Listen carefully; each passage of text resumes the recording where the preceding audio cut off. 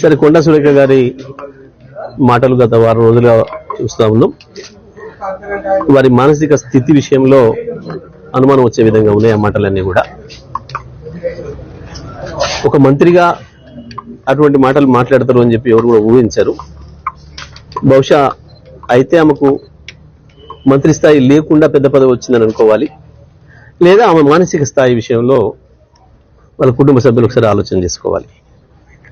ఈ మొత్తం ఎపిసోడ్ విషయానికి వస్తే ఇప్పటి వరకు అసలు కేటీఆర్ అనబడే నాయకుడు ఈ ఎపిసోడ్లో ఎక్కడ కూడా లేడు. వాస్తవానికి కేటీఆర్ గారు బహుశా ఈ 3-4 నెలల్లో ఎప్పుడు కూడా కొండా సురేఖ గారి పేరు ఉచ్చరించినట్టు కూడా నేను ఇక్కడ వినలే. ఆమె పేరు కూడా ఎన్నడూ ఉచ్చరించలేదు. దాంట్లో మీరు వారి మీద ఎందుకు మాట్లాడుతుందో ఆమె చాలా ఆశ్చర్యంగా ఉంది. ఇది ప్రజలకు ఆశ్చర్యంగా ఉంది. సోషల్ మీడియాలో ఏదో ఆకతాయిలు ఏదో పోస్ట్ పెట్టిండ్రు అని అంటే, సోషల్ మీడియాలో ఆకతాయిలు పోస్ట్ పెట్టడం అనేది మనం సోషల్ మీడియా యాక్టివ్ అయిన తర్వాత గత 10-12 సంవత్సరాలుగా చూస్తూనే ఉన్నాం. ఆ రకంగా మా మీద కూడా ఎన్నో పెట్టారు మా నాయకులు. కొన్నిటి మీద చర్యలు తీసుకోగలిగిన కాడ తీసుకున్నారు, లేదు తీసుకోలేని కాడ తీసుకోలేదు.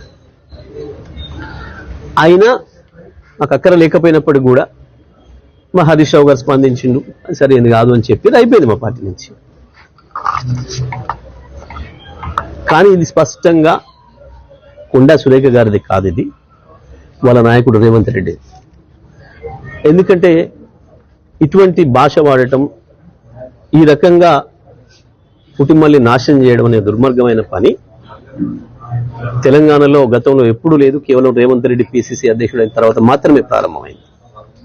అంతకుముందు ఇటువంటి పదజాలాన్ని ఇప్పుడు కూడా చూడలేదు మనం ఎన్నడూ కూడా. పక్క రాష్ట్రాల్లో జరుగుతుంటే కూడా మనం బాధపడే వాళ్ళం, అది అట్లాంటి జరగకుండా ఉండాల్సి ఉండే. మొత్తం రాజకీయ నాయకత్వం యొక్క గౌరవం తగ్గించే పద్ధతుల్లో వాళ్ళు మాట్లాడుతున్నారు అని మనం భావించినాం. కానీ వాళ్ళ అది తెలంగాణకి రావడం అనేది మన దురదృష్టం. ఇది రాజకీయ నాయకులు అందరికీ కూడా సిగ్గుచేటు. ఇది ఒక్క అన్న వాళ్ళకే కాదు, ఎందుకంటే తెలంగాణలో కూడా ఇదే సంస్కృతి వచ్చింది అని చెప్పి మిగతా రాష్ట్రాల ప్రజలు భావించే పరిస్థితి వచ్చింది. నేను దాని గురించి వాళ్ళు బాధపడుతున్నాను. వాస్తవానికి ఈ ఆమె గురించి మాట్లాడడం అయితే అనవసరమైన భావన ఉంది నాకైతే.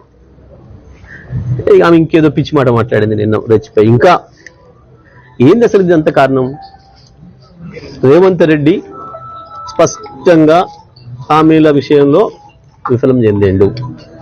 దాంట్లో నుంచి ప్రజలు పక్కదారి పట్టించడం కొరకు రకరకాల డైవర్షన్ పార్టీ